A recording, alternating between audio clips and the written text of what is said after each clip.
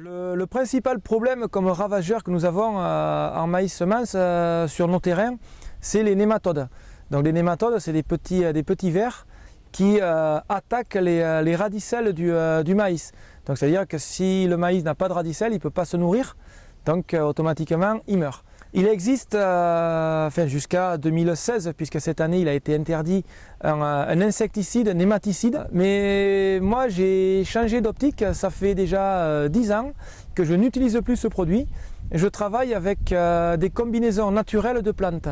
C'est-à-dire que le couvert hivernal, donc le couvert hivernal c'est lorsqu'on a ramassé le maïs, on broie, et en déchaumant, c'est-à-dire en enfouissant les déchets du maïs à la terre, je sème avec un semoir à petites graines un mélange à base de radis fourragés, moutarde brune et moutarde blanche, à laquelle je rajoute du trèfle incarnat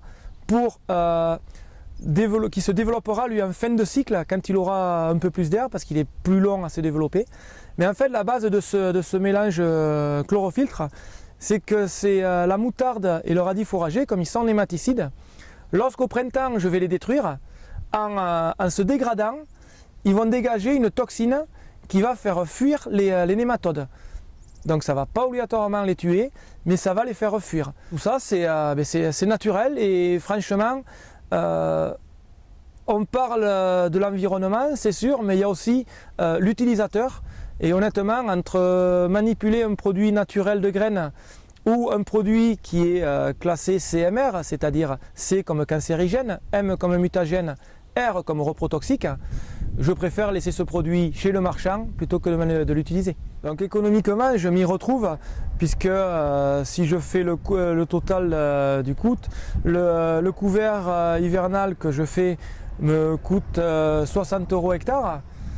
Mais par contre, la solution chimique, insecticide, à mettre au semis, à 10 kg hectare, ça me revient facilement à 200-250 € hectare. Donc non seulement je m'y retrouve vis-à-vis de l'environnement, mais vis-à-vis de mon portefeuille.